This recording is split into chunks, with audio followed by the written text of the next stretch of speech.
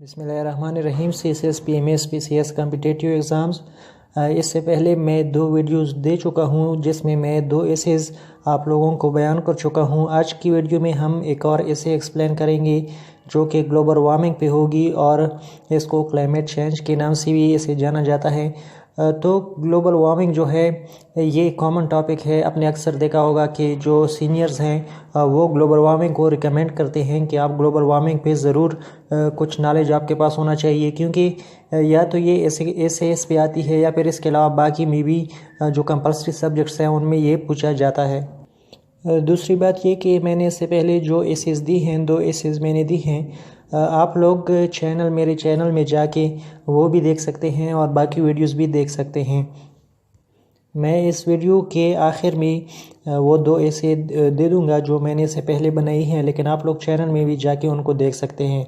इस एसी की जो वर्ड्स है अगर हम उसको काउंट करना चाहें तो तकरीबन 12 to 1300 बन जाती है, और जो पेपर में वो मांगते हैं वो 2500 वर्ड्स तक मांगते हैं। इसीलिए आपके लिए ज़रूरी है कि मैंने कुछ वर्ड्स स्किप किए हैं इसमें, वो मैं ओरली बताऊंगा और जो मैं कहूँगा वो भी आप लोगों ने इंक्लूड करना है इसी में, अगर आप लोगों ने एसे लिखनी है तो। जैसे कि इस ऐसे में मैंने कुछ टर्म्स यूज़ किए हैं, क्योटो प्रोटोकॉल और इसके अलावा ओजोन लेयर, लेकिन उनकी जो डिफिनीशन है वो मैंने सिर्फ यहाँ पे लिखी है और उनकी एक्सप्लेनेशंस नहीं लिखी जो मैं ओरली आप लोगों को बताऊंगा। तो आप लोगों ने ऐसे में वो एक्सप्लेनेशन भी लिखनी है तो आप लोगों की ऐसे की जो वर्डिंग है वो पूरी हो जाएगी।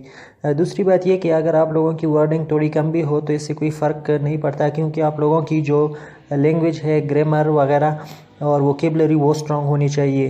तो कहने का मतलब ये है कि आप लोगों को जो मैं ओरली कहता हूँ वो भी आप लोगों को सुनना होगा, तभी आप लोग ये ऐसे जो है कंप्लीट आप इसको समझ पाएंगे। आगे मैं और भी ऐसे दूंगा, तो अगर आप लोगों ने ये चैनल सब्सक्राइब किया और नोटिफिकेशन ऑन कर ली तो आप लोगों को वो इससे भी मिल जाएंगे और आप लोग उससे फ़ायदा उठा सकेंगे। चलिए शुरू करते हैं। आउटलाइन में पहला आउटलाइन है व्हाट इज़ ग्लोबल वार्मिंग।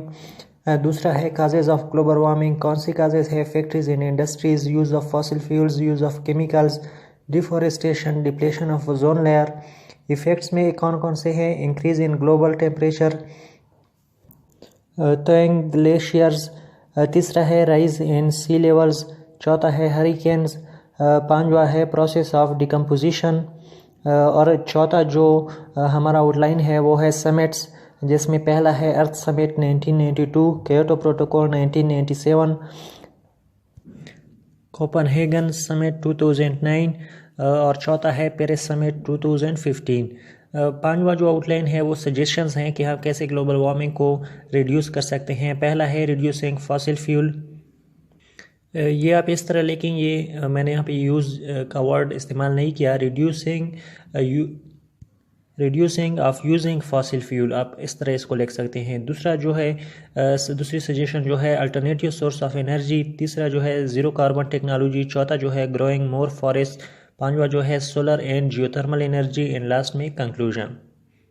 तो सबसे पहले ग्लोबल वार्मिंग क्या है? ग्लोबल वार्मिंग का जो डिफिनीशन है वो ये है कि जो ग्रेजुअली पूरी दुनिया के टेम्परेचर में जो इंक्रीज़ आ रही है, जो टेम्परेचर बढ़ रहा है उसको हम ग्रेजुअली बढ़ रहा है उसको हम ग्लोबल वार्मिंग कहते हैं।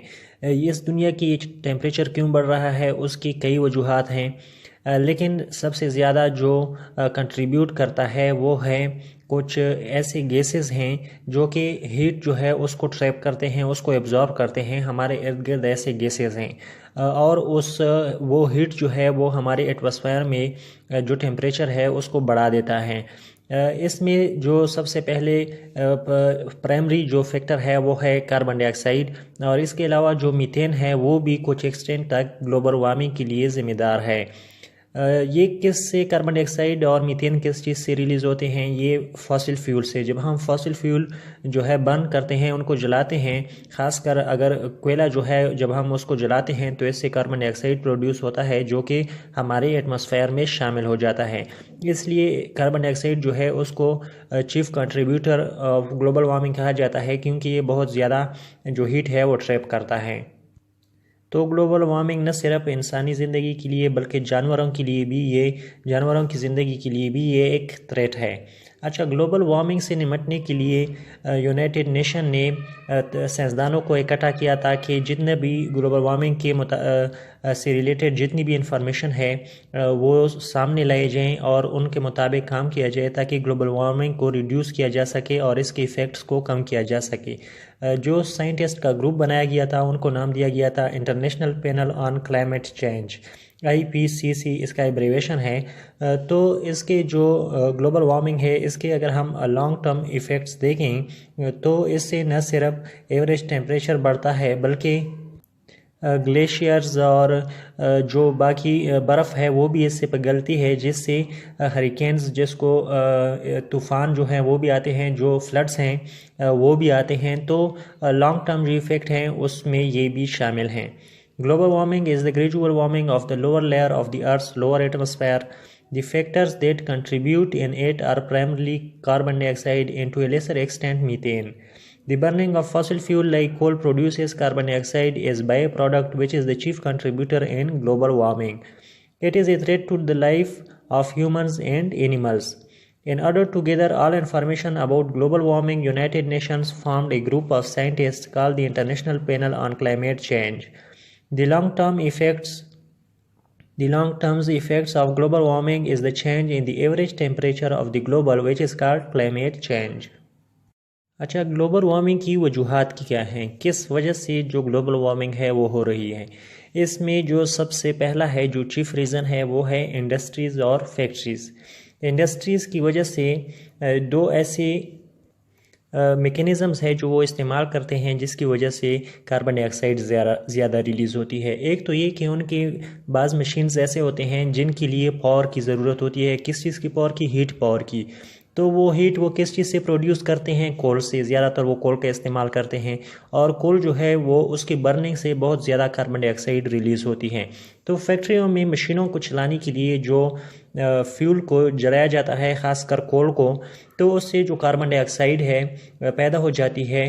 कार्बन डाइऑक्साइड किस तरह नुकसानदेह है वो मैं बाद में बताऊंगा। कार्बन डाइऑक्साइड उससे जो पैदा होती है वो ज़्यादा कंट्रीब्यूट करता है ग्लोबल वार्मिंग में। इसके अलावा इलेक्ट्रिसिटी की बात अगर हम करते हैं तो न ये सिर्फ इंडस्ट्रीज़ में बल्कि जो डेवलपिंग नेशंस हैं वो जो कोल पे डिपेंड करते हैं कि वो अपने लिए जो इलेक्ट्रिसिटी बनाते हैं वो कोल की मदद से ही बनाते हैं।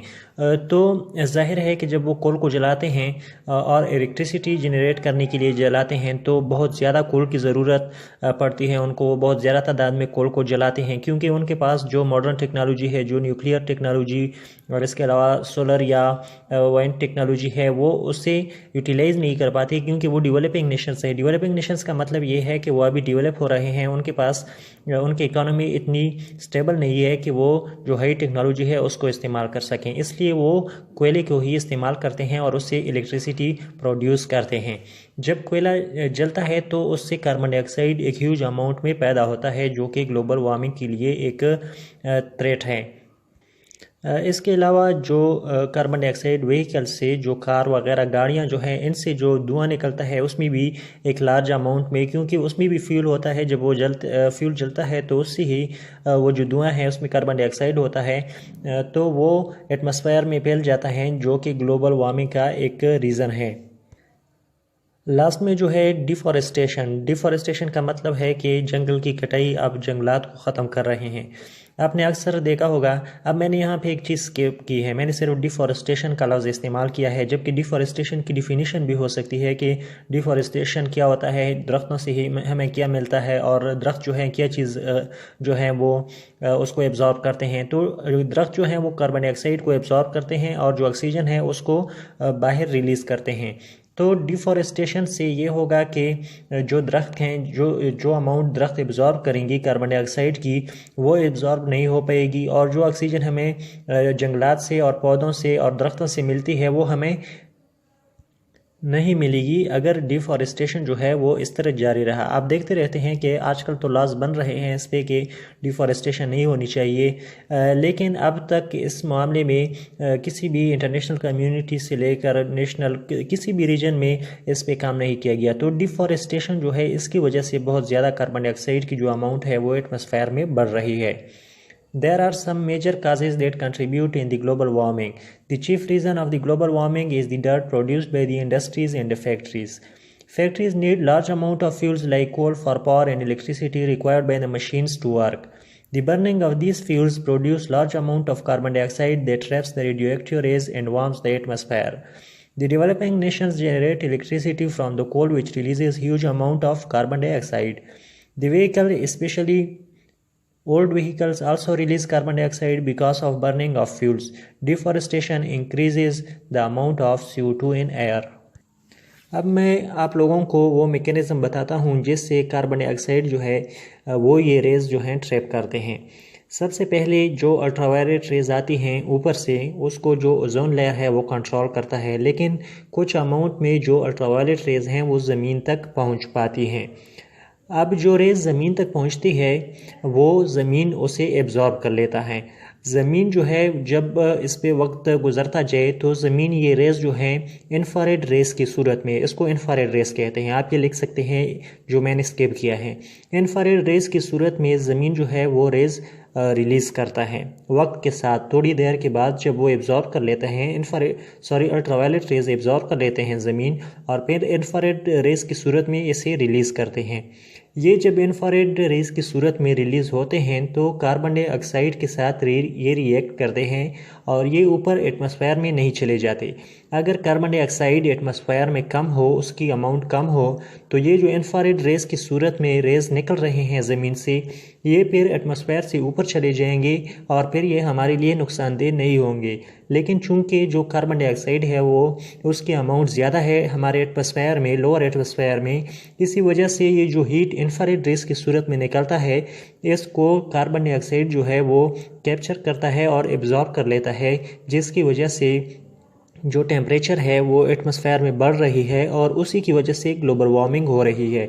तो कार्बन डाइऑक्साइड के ज़राए जो हैं वो मैंने यहाँ पे बताए हैं कि वो किन वजह से एटमॉस्फेयर में उसकी अमाउंट ज़्यादा हो जाती है, और उसकी अमाउंट ज़्यादा होने की वजह से क्या होता है वो मैंने आप लोगों के लिए वो मैकेनिज़्म यहाँ पे बयान की है।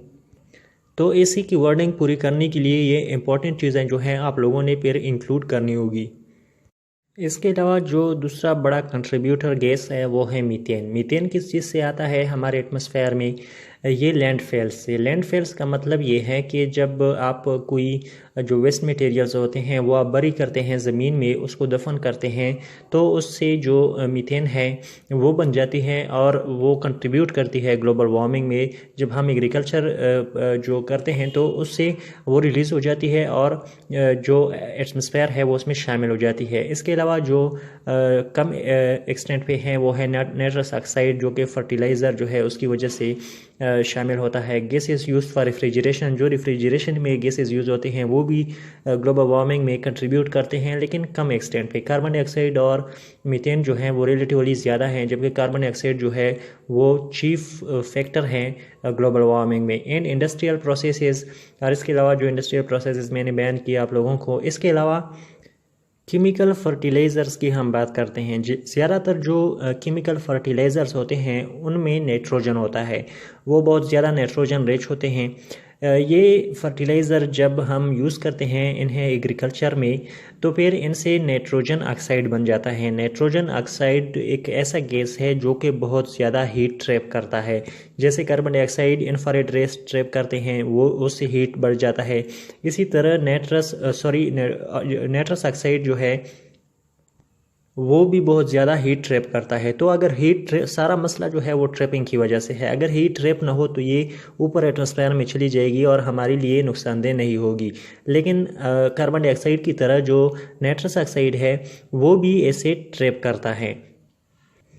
इसके अलावा केमिकल्स जो हम एग्रीकल्चर के लिए यूज़ करते हैं वो उसकी रन ऑफ जो है वो चले जाते हैं समंदरों में और ओशियंस में, और वहाँ पे वो एक्वेटिक लाइफ के लिए ख़तरा बन जाता है। जबकि एक और चीज़ जो है ओजोन लेयर बहुत इंपॉर्टेंट है। इसका जिक्र, इसके बारे में जो मैं ओरली कह रहा हूँ आप लोगों को इसे समझना होगा, और फिर आप लोगों ने इसके बारे में आप वर्डिंग जो है ज़्यादा लिख सकते हैं और इम्पॉर्टेंट भी है, इररिलेवेंट वर्डिंग नहीं होगी। क्योंकि ओजोन लेयर जो है ये एक लेयर है जो कि एटमॉस्फेयर से ज़रा ऊपर है। इस लेयर में तकरीबन 50 किलोमीटर एबो है अर्थ सरफेस से, और ये लेयर O3 इसका फार्मूला है, इसको ओजोन लेयर कहते हैं, यानी कि ऑक्सीजन के 3 मॉलिक्यूल मिल के इसे बनाते हैं। इसका सबसे बड़ा फ़ायदा क्या है कि जो सन से जो रेज़ आते हैं, जो अल्ट्रा वायलेट रेज़ होते हैं, वो बहुत ज़्यादा तेज़ होते हैं, उससे स्किन की बहुत ज़्यादा बीमारियां फैलती हैं, और इसके अलावा और भी वो नुकसानदेह हैं।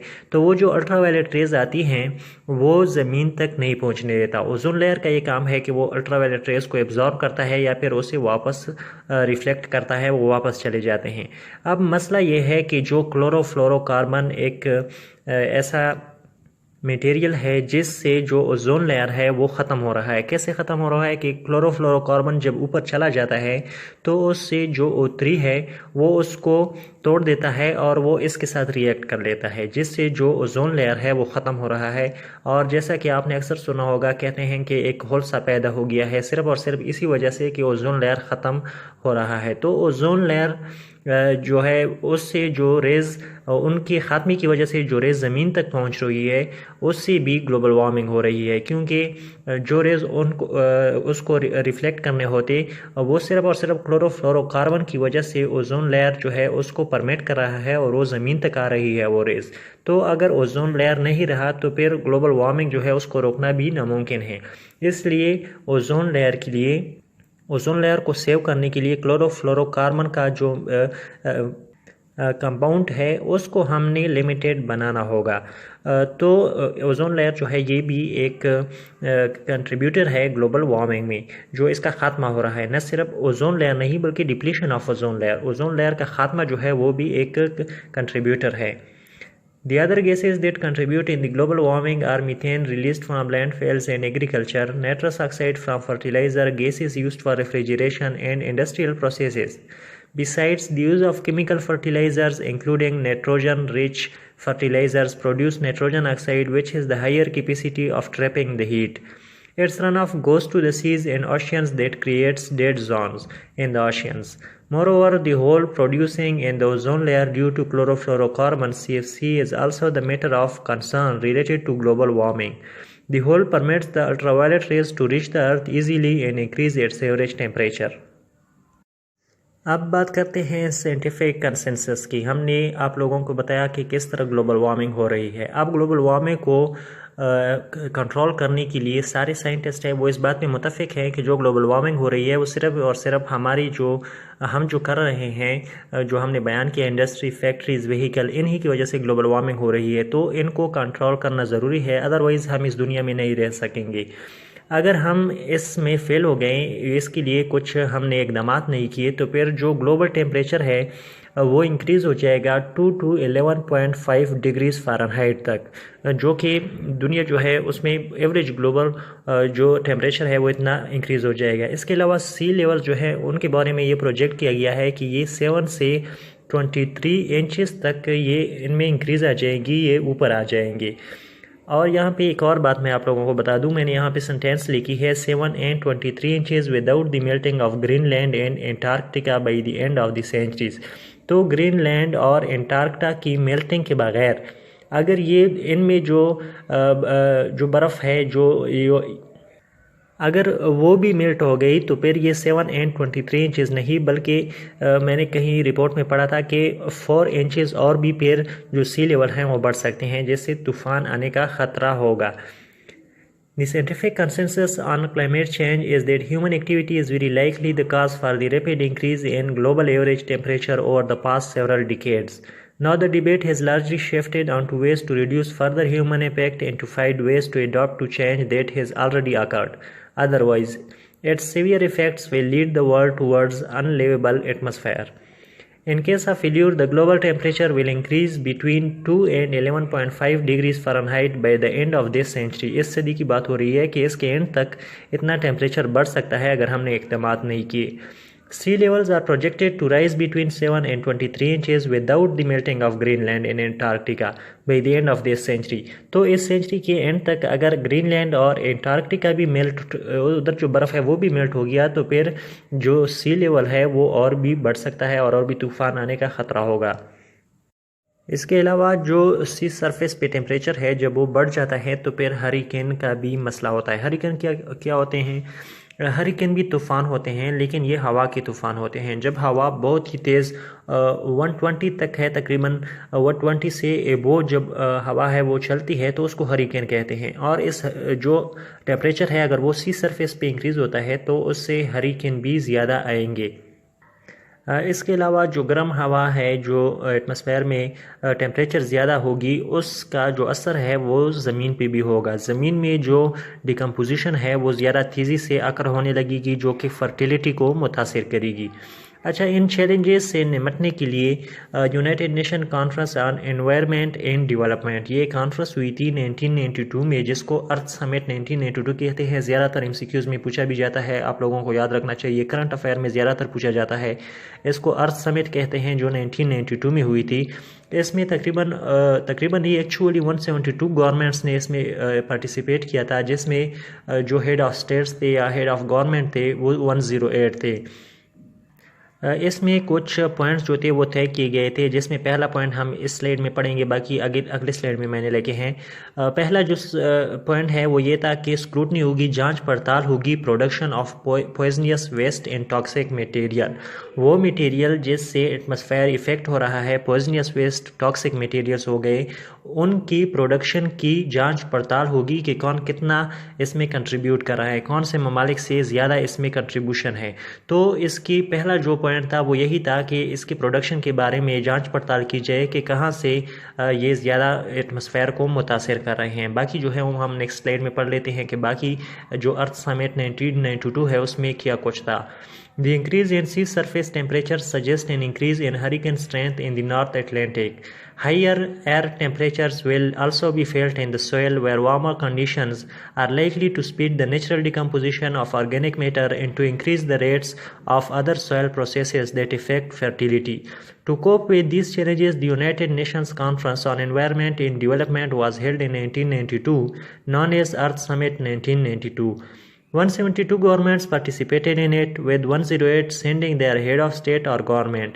The summit concluded with some points to be considered. पहला जो था, the scrutiny of pattern of production of poisonous waste and toxic materials. दूसरा, इसमें ये फैसला किया गया था इस अर्थ समिट 1992 में कि जो कोल के पावर प्लांट्स हैं, क्योंकि कोल जो है उससे बहुत ज़्यादा कार्बन डाइऑक्साइड इमिट होती है, तो कोल के पावर प्लांट्स के लिए एक अल्टरनेटिव ढूंढा जाए कि कोल के पावर प्लांट्स को यूज़ न किया जाए। तीसरा जो इसका पॉइंट था वो ये था कि कोई ऐसा मैकेनिज़्म तैयार किया जाए कि इससे जो व्हीकल है वो बहुत ज़्यादा कंट्रीब्यूट कर रहे हैं ग्लोबल वार्मिंग में, तो व्हीकल की कार्बन इमिशन को रिड्यूस किया जाए। वो बाद में कौन सी तरीके थे जो उन्होंने इख्तियार किए थे वो बाद में हम पढ़ेंगे, लेकिन इन तीन बातों पे जो मेजर जो उन्होंने 3 पॉइंट्स थे वहाँ पे वो मैंने यहाँ पे बयान की हैं। पहले ये कि जो वेस्ट जो वेस्ट मटेरियल जो रिलीज़ हो रही है, जो वेस्ट मटेरियल जो ज़्यादा जो नेशन इसको ग्लोबल वार्मिंग की ज़्यादा जिम्मेदार है जो नेशन, उनकी जांच पड़ताल की जाए। दूसरी बात यह कि कोल पावर प्लांट जो है वो ज़्यादा इसमें कंट्रीब्यूट कर रही है, इसके लिए अल्टरनेटिव ढूंढा जाए। और तीसरा जो है वो व्हीकल से जो रिडक्शन हो रही इमिशन हो रही है उसको किस तरह रिड्यूस करेंगे, उसके बारे में कोई मेकेनिज़्म बनाया जाए। अच्छा, इस कॉन्फ्रेंस से फ़ायदा ये हुआ कि क्योटो प्रोटोकॉल जो है उसको एडॉप्ट किया गया। क्योटो प्रोटोकॉल क्या है? क्योटो प्रोटोकॉल में 3 मैकेनिज़्म थे जिनमें कहा गया था, ये मैंने यहाँ पे नहीं लिखा इसलिए आप इसको गौर से सुने। उसके मैकेनिज़्म में ये था कि जो डेवलप्ड कंट्रीज़ हैं, जो बहुत ज़्यादा जिनकी इकोनॉमी स्टेबल है, वो जो कार्बन इमिशन है उसको रिड्यूस करेंगे और उसके लिए अपना उनको एक डेडलाइन दी गई और ये कहा गया कि आपने इस हद तक इतना इसको रिड्यूस करना है। दूसरी बात जो इसमें कही गई वो ये थी कि जो इसमें पॉइंट्स मिलने थी कि जो जितना कार्बन डाइऑक्साइड इमिशन को रिड्यूस करेगा उसको इतने पॉइंट मिलेगी। और इस पॉइंट में ये भी शामिल था कि जो डेवलपिंग कंट्रीज़ हैं, अगर आप उनमें अवेयरनेस के लिए, लोगों में अवेयरनेस के लिए अगर आप सेमिनार्स करते हैं तो उसकी भी आपके पॉइंट्स मिलेंगे। यानी कि जो डेवलपिंग नेशंस हैं, अगर उसमें किसी को ये नहीं पता कि ग्लोबल वार्मिंग क्या है, तो आप लोगों ने सेमिनार करने हैं और उसको बताना है कि ग्लोबल वार्मिंग जो है है उससे ये नुकसान हो रहा है। तो अगर आप उसके अखराजात, उस सेमिनार के आप अखराजात जो है वो कबूल करते हैं और इसके अलावा आप उसको अरेंज करते हैं तो फिर उसके भी आपको पॉइंट्स मिलने थे। तो सारे डेवलप्ड नेशंस से यही कहा गया कि आप लोगों ने इसमें कंट्रीब्यूट करना है। एक तो आपने अपने मुल्क में जो आप कार्बन इमिशन कर रहे हैं वो ख़त्म करना है या कम करना है। दूसरा ये कि जो डेवलपिंग कंट्रीज़ है आपने उसमें लोगों में अवेयरनेस पैदा करनी है कि किस तरह हम ग्लोबल वार्मिंग को रिड्यूस कर सकते हैं और ग्लोबल वार्मिंग कितना बड़ा ख़तरा है। तो इससे पॉइंट्स मिलने थे और इसी को क्योटो प्रोटोकॉल कहा जाता है। क्योटो प्रोटोकॉल को 11 दिसंबर 1997 में क्योटो जापान का जो शहर है क्योटो में, उसमें इसको इनिशियली अडॉप्ट किया गया। लेकिन जब ये फोर्स में आया तो यही मसला है कि फोर्स में ये फिर 2005 में इसको इन्फोर्स किया गया, 16 फरवरी 2005 को। यही मसला था कि जो आजकल लोग कह रहे हैं कि ज़्यादा क्लाइमेट चेंज की तरफ तवज्जो नहीं दी गई, तो 1997 में इसको इनिशिएट किया गया और 2005 में इसको फिर इम्प्लीमेंट किया गया। तो क्योटो प्रोटोकॉल का जो मेन मकसद था वो यही था कि जो ग्रीन हाउस है गैसेस हैं उनकी कंसंट्रेशन को एटमॉस्फेयर में कम किया जाए, इतना कम किया जाए कि वो हमारे लिए मसला पैदा न कर सके। तो दूसरा पॉइंट जो है the replacement of coal consuming power plants with environment friendly system, the system to reduce vehicle emission. The summit led to the formation of Kyoto Protocol. The Kyoto Protocol is the protocol to the United Nations Framework Convention on Climate Change aimed at fighting global warming. It was initially adopted on 11 December 1997 in Kyoto, Japan, and entered into force on 16 February 2005.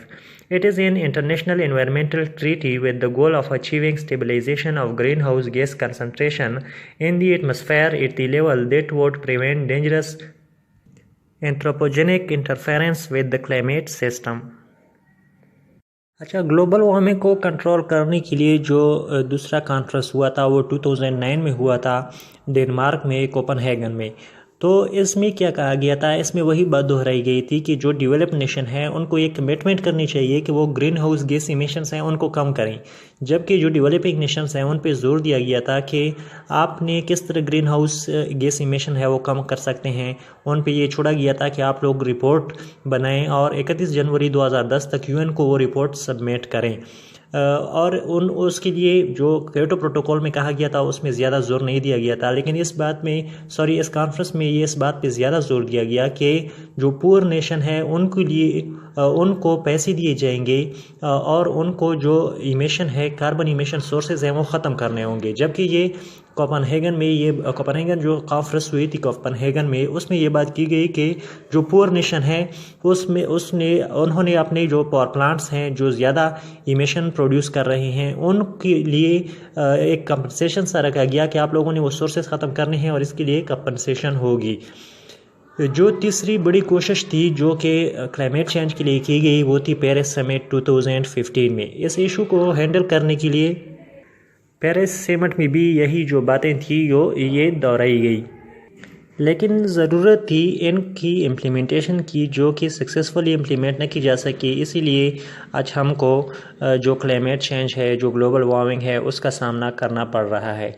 In 2009 the United Nations climate change conference took place in Copenhagen, Denmark. It was agreed in the conference that developed countries must make commitments to reduce greenhouse gas emissions, and developing countries must report their plans to curb greenhouse gas emissions to the UN by 31 January 2010. The poor nations must abandon their greenhouse emission sources, and for that the poor nations had to get the compensation. The Paris Summit took place to tackle the issue in 2015, but the implementation of the above discussed agreements need focus on priority basis. अब हम recommendations पढ़ लेते हैं कि किस तरह हम global warming को रिड्यूस कर सकते हैं। सबसे पहली बात कि फॉसिल फ्यूल की जो बर्निंग है उसको कम करें, और इसके लिए पहली वजह जो है वो है पावर प्लांट्स, जो कोल पावर प्लांट्स हैं। तो जो पुराने और जो ज़्यादा कार्बन इमिशन वाले पावर प्लांट्स हैं उनको बंद कर देना चाहिए, लेकिन ये एकदम बंद नहीं हो सकती, इसलिए इनको फेजेस में बंद कर देना चाहिए। जबकि जो नए बनने वाले हैं, जो कोल बर्निंग पावर प्लांट्स हैं जो नए बनेंगे उनको अवॉइड करना चाहिए, उन पे पाबंदी लगानी चाहिए कि और जो कोल बर्निंग पावर प्लांट्स हैं उनको नहीं बनाया जाए, और जो अभी मौजूद हैं उनको फेजेस में डिवाइड करके बंद कर दिया जाए। एक और फैक्ट ये है कि जो ट्रॉपिकल डिफॉरेस्टेशन है और इसके अलावा जो एग्रीकल्चर से मैंने आप लोगों को इससे पहले बयान किया कि किस तरह जो एग्रीकल्चर है उससे जो इमिशन है वो गैस उससे प्रोड्यूस होते हैं और वो हीट ट्रैप करते हैं। तो 30% जो वर्ल्ड हीट ट्रैपिंग इमिशन है, 30% वर्ल्ड हीट ट्रैपिंग इमिशन जो है वो सिर्फ और सिर्फ ट्रॉपिकल डिफॉरेस्टेशन और जो एग्रीकल्चर इमिशंस हैं, जो गैसेज एग्रीकल्चर से इमिट होती हैं, उसी से ये जो 30% हीट है ये वही ट्रैप करते हैं। तो इससे बचने के लिए जो 30% गैसेज ये प्रोड्यूस कर रहे हैं, इससे बचने के लिए हमें चाहिए कि हम दरख्त ज़्यादा हो गए और डिफॉरेस्टेशन को अवॉइड करें। डिफॉरेस्टेशन पे लाज बनानी चाहिए। आजकल इस पे बहुत ज़्यादा काम हो रहा है। इवन पाकिस्तान में भी आप देख रहे हैं कि क्लीन एंड ग्रीन पाकिस्तान और इसके अलावा जो प्रीवियस गवर्नमेंट ने भी एक इनिशिएटिव लिया था, बाकी वर्ल्ड में भी हो रही है। लेकिन इसके लिए प्रैक्टिकल ज़रूरत है कि जो दरख्त हैं वो बढ़ाए जाए। इसके अलावा अगर हम एनर्जी की बात करें, चूँकि कोल से एनर्जी पैदा हो रही है, तो एनर्जी जनरेशन के लिए अल्टरनेटिव रास्ते मौजूद हैं। अगर कोई डेवलप्ड नेशन है तो उनके लिए न्यूक्लियर पावर प्लांट्स जो है वो कोई ज़्यादा मसला नहीं होगा, क्योंकि न्यूक्लियर पावर प्लांट्स महंगे हैं। तो इसलिए जो डेवलपिंग नेशन है वो तो नहीं कर सकते इसको यूज़, लेकिन जो डेवलप्ड नेशन है उनको चाहिए कि सिर्फ और सिर्फ न्यूक्लियर पावर प्लांट्स यूज़ करें, ताकि जो कार्बन न्यूक्लियर पावर प्लांट्स के लिए इसके साथ एक मसला ये है कि ये थ्रेट है, अगर कोई मिस्टेक हो जाए तो इससे बहुत तबाही भी हो सकती है, क्योंकि ये डेंजरस है। लेकिन पूरे अगर सेफ़ जोन में इसको किया जाए तो फिर इससे ये ज़्यादा एनवायरनमेंट फ्रेंडली है जो न्यूक्लियर पावर प्लांट्स है। लेकिन जो डेवलपिंग नेशन है वो वाइंड एनर्जी और सोलर एनर्जी यूज़ कर सकते हैं बआसानी। तो जो डेवलपिंग नेशन है उनकी पे पाबंदी लगानी चाहिए कोल पे, या फिर उनके लिए एक हद रखनी चाहिए कि कितने हद तक वो कोल इस्तेमाल कर सकते हैं, क्योंकि उनको इस बात पे जोर देना चाहिए कि वाइंड और सोलर एनर्जी जो है उसको यूज़ किया जा सके, क्योंकि ये इन्वायरमेंटल फ्रेंडली है। In order to tackle global warming the use of fossil fuel must be reduced, and for that not building any new coal burning power plants, initiating a phased shutdown of coal plants starting with the oldest and dirtiest. As we know that tropical deforestation and emissions from agriculture represent nearly 30% of the world's heat trapping emissions, the forest degradation and deforestation must be avoided. Furthermore, for energy generation, the alternative must be used, as it can be generated through wind, solar and nuclear power plants that are environmental friendly systems to generate required energy. इसके अलावा जो recommendation में top पे होना चाहिए वो है कि जो रिच ममालिक हैं उनको चाहिए कि वो पुअर ममालिक को पैसे दें और पुअर ममालिक से ये डिमांड करें कि आप लोग जो पावर प्लांट्स चला रहे हैं जिससे कार्बन बहुत ज़्यादा इमिट होती है उनको बंद करें। ये सबसे इम्पोर्टेंट है, जो कि नहीं हो रहा। क्योटो प्रोटोकॉल में भी यही था, कोपेनहेगन में भी यही था। इसके अलावा बाकी जितनी भी इसके अलावा भी कुछ समिट हुए हैं, मैं आप लोगों को बता दूं कि एनवायरमेंटल जो समिट है वो बहुत ज़्यादा हुए हैं, जो मैंने इसमें इंक्लूड नहीं किए। जो इंपॉर्टेंट 3 थे वो मैंने इंक्लूड किए हैं, बाकी आप सर्च करें। ये जो ग्लोबल वार्मिंग की जो ऐसे हैं इसको आप जितना भी 2500 कम है, इससे आप जितना भी लेंथी लिख सकते हैं, लिखना चाहें लिख सकते हैं, इसीलिए कि इसमें मटेरियल बहुत ज़्यादा है। लेकिन आप लोगों ने ख़ास पॉइंट लिखने हैं, क्योंकि पेपर में इतना टाइम भी नहीं होता। आपको ग्रामर का ख्याल भी रखना पड़ता है, वोकेबलरी का ख्याल भी रखना पड़ता है, और इररिलेवेंट चीज़ें भी नहीं उसमें ऐड करनी होती, तो उतना ज़्यादा नहीं लिखा जा सकता। लेकिन कुछ और जो समिट्स हैं वो अगर आप लोग इंक्लूड करना चाहें तो आप सर्च करें, इंक्लूड कर सकते हैं। तो बाकी समिट्स में भी ये कहा गया है कि जो रिच कंट्रीज़ हैं उनको चाहिए कि पुअर कंट्रीज़ को पैसे दें ताकि वो पावर प्लांट्स बंद कर दें जिनसे कार्बन इमिट हो रही है। अब हम बात करते हैं ट्रांसपोर्टेशन सेक्टर की, क्योंकि व्हीकल से भी बहुत ज़्यादा जो कार्बन है वो इमिट होती है। तो इसके लिए उसको चाहिए कि लो कार्बन फ्यूल्स इस्तेमाल किया जाए, जिसमें कार्बन की मकदार कम हो, उसको इस्तेमाल किया जाए, जिसको ज़ीरो कार्बन टेक्नोलॉजी कहते हैं। और इसके अलावा ओल्ड व्हीकल जो हैं वो बहुत ज़्यादा ये मसला पैदा करते हैं कि उनसे बहुत ज़्यादा कार्बन डाइऑक्साइड इमिट होती है। तो ये इससे भी ख़त्म किया जा सकता है कि पूरे वर्ल्ड में एक ऐसा मैकेनिज़्म हो कि जितनी भी जो ओल्ड व्हीकल्स हैं उनको न्यू से रिप्लेस किया जाए, तो कार्बन डाइऑक्साइड की इमिशन कम हो जाएगी। इसके अलावा आजकल आप देख रहे हैं कि जो सोलर एनर्जी है उसको व्हीकल्स के लिए इस्तेमाल किया जा रहा है। तो इस पे एक रिज़ल्ट ओरिएंटेड रिसर्च होनी चाहिए कि अगर ऐसा हो सका कि जो बड़ी गाड़ियां हैं अगर उनको भी सोलर एनर्जी से अगर हम रन कर सकते हैं तो ये तो इन्वायरमेंटल फ्रेंडली, बहुत ज़्यादा इन्वायरमेंटल फ्रेंडली हो जाएगी ये व्हीकल्स। तो उसके लिए एक रिसर्च की ज़रूरत है और स्ट्रगल के लिए ज़रूरत है इसके लिए। जियो थर्मल एनर्जी का रिकमेंडेशन मैंने यहाँ पे लिखा है। जियो थर्मल एनर्जी एक्चुअली क्या है, जियो की मानी ज़मीन, थर्मल जो है वो हीट, तो ज़मीन के अंदर भी हीट है। जैसे कि आप लोग देखते हैं जो आतिशफ़शां है वो इसका एक एग्ज़ाम्पल है कि जो ज़मीन के नीचे हीट है अगर ये ऊपर आता है तो फिर हम इसको लावा कहते हैं, जबकि अगर ये ज़मीन के नीचे हो तो इसको माग्मा कहा जाता है। तो माग्मा से इलेक्ट्रिसिटी जनरेट हो सकती है, लेकिन इसके लिए न्यू टेक्नोलॉजी की ज़रूरत है। तो हमें चाहिए कि हम जियोथर्मल एनर्जी को न सिर्फ इलेक्ट्रिसिटी के लिए बल्कि कुकिंग पर्पसेस के लिए भी हम इसे इस्तेमाल कर सकते हैं, लेकिन इसके लिए एक मेकनिज़म बनानी पड़ेगी। इससे पहले इसको इस्तेमाल किया जा चुका है। जियोथर्मल एनर्जी को अगर हम यूज़ करेंगे तो इससे वो कार्बन इमिट नहीं होगी जो हम गैसेस जला के उससे जो इमिट होती है, या फिर जो हम डिफॉरेस्टेशन करते हैं उससे आग जलाते हैं तो उससे न सिर्फ कार्बन डाइऑक्साइड की अमाउंट बढ़ जाती है बल्कि जो दरख्त हैं उनके काटने से ऑक्सीजन की मकदार में भी कमी आ जाती है। तो जियोथर्मल एनर्जी का इस्तेमाल अगर हम करेंगे तो किसी हद तक ग्लोबल वार्मिंग को हम कंट्रोल कर सकते हैं। क्लास में जो कंक्लूजन है उसको उर्दू में बयान करने की ज़रूरत नहीं है, वो मैं आप लोगों को पढ़ के सुनाता हूँ। In fact global warming is a serious threat to the world, but it can be reduced to the safe level if the guidelines given by the UN agreements are implemented successfully. One can expect the world a safe haven only if international community acknowledge the danger of carbon emission and adopt the ways to reduce it. तो दोस्तों ये थी आज की ऐसे बहुत important है। आप दोबारा इस वीडियो को देखें क्योंकि इसमें मैंने जो ओरली बयान किया है वो भी बहुत इंपॉर्टेंट है। अगर आप लोगों को ये पसंद आए तो आप इसे अपने दोस्तों के साथ शेयर करें। अगर आपके पास आपके फेसबुक फ्रेंड जो है उसमें CSS के एस्पिरेंट्स हैं तो आप शेयर करें। इसके अलावा लाइक भी किया करें वीडियो को, ताकि मुझे पता चले कि जो मैं कर रहा हूँ वो इन लोगों को पसंद आ रहा है। और इसके अलावा दोबारा आप इसको देखें और वीडियो जो है उसको पूरी देखा करें, क्योंकि मैं ओरली कुछ टर्म्स ऐसे बयान करता हूँ जो मैंने यहाँ पे नहीं लिखी होती। तो इंशाल्लाह आगे भी मिलते रहेंगे, तब तक के लिए अल्लाह हाफिज़।